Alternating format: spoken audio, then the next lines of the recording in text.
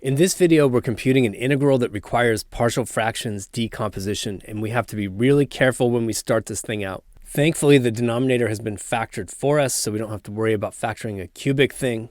But before we get into the partial fractions decomposition, we have to perform polynomial long division in order to get a proper fraction inside this integrand, which is required for the partial fractions process to work. So to do the long division, we're going to have to expand this entire denominator. And you can use whatever method you like for multiplying three binomials. Here, I'm going to just leave them as binomials. And I'm going to find every term in this expansion by multiplying one term from each binomial together. And I'll start with the highest power of x. I get an x cubed. And then I go to my x squared terms, and I can get those by taking x's from the first two factors. That's x squared. And then a 2 from the third factor. That's a 2x squared. Then I'll take the x's from the first and third factors and the negative 3 from the second factor, and I get negative 3x squared. And then I'll take the x's from the second two factors and the negative 1 from the first, so I get minus x squared. We do a similar thing for the linear terms. I'll choose the x from the first factor, and then the negative 3 times 2 from the second two factors. That gives me a negative 6x. Now choose the x from the middle factor, and I get a negative 1 times 2 times x. That's a negative 2x. Now choose the x from the third factor, and I get a negative 1 times negative 3 times x. That's a plus 3x. And finally multiply together all three constants, and I get negative 1 times negative 3. That's 3 times 2. That gives me 6. Then I combine like terms, and I get x cubed minus 2x squared minus 5x plus 6. Then we set up our polynomial long division. And our numerator goes here, and we need a bunch of placeholders, so I have x to the fourth plus 0x cubed plus 0x squared plus 0x plus 0. And then we start guessing terms that we can multiply x cubed minus 2x squared minus 5x plus 6 by in order to match the highest powers of x that we see. And so I start with just an x, and I distribute that to this cubic polynomial, and it gives me x to the fourth, again matching the highest power of x, minus 2x cubed minus 5x squared plus 6x. We then subtract that from x to the fourth, and this gives me 2x cubed plus 5x squared minus 6x. Then we try to match the highest power in that expression, and I get that with a plus 2, giving me 2x cubed minus 4x squared minus 10x plus 12. We subtract that, and we end up with a 9x squared. And then for my linear term, negative 6x minus negative 10x, that's 4x. And a minus 12. So what that remainder means is that our original expression, x to the fourth over this cubic polynomial, is going to be x plus 2 plus a 9x squared plus 4x minus 12, all divided by that cubic polynomial. And I'll just refactor that in a second.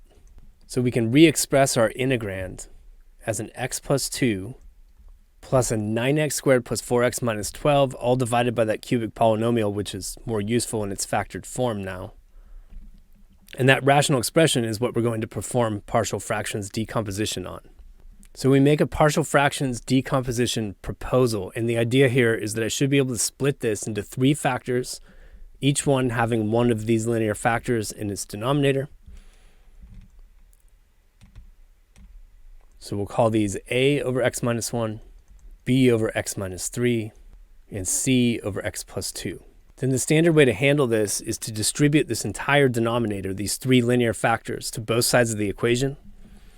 And on the right-hand side, one of those factors cancels out of each of these terms, leaving me with two survivors. And on the left-hand side, of course, the entire denominator cancels out. So when I distribute that entire denominator to the a term, the x minus 1 cancels, and this leaves me with an a times the quantity x minus 3 times the quantity x plus 2. In the b containing term, the x minus 3 cancels out, and I have b times x minus 1, x plus 2. And in the c containing term, the x plus 2 cancels out, leaving me with c times x minus 1, x minus 3. And this system is really fast to solve for a, b, and c because we can use substitution to handle all three of the terms. If I sub in x equals 1, for example, The b term and the c term both vanish because 1 minus 1 is 0. The a term is the only survivor there. So we sub in x equals 1 on the left-hand side, and I get 9 plus 4, which is 13 minus 12. That gives me 1. And then I have an a times 1 minus 3, which is negative 2, times 1 plus 2, which is 3. That's negative 6a. And I isolate a and find that a is equal to negative 1 over 6. Then I'll sub in negative 2 for x, and the point of that is that it kills the a and b terms on the right-hand side. On the left-hand side, I have a 9 times negative 2 squared. That's 9 times 4, or 36. Minus 4 times 2, so minus 8, and then minus 12. That's going to give me 36 minus 20, or 16.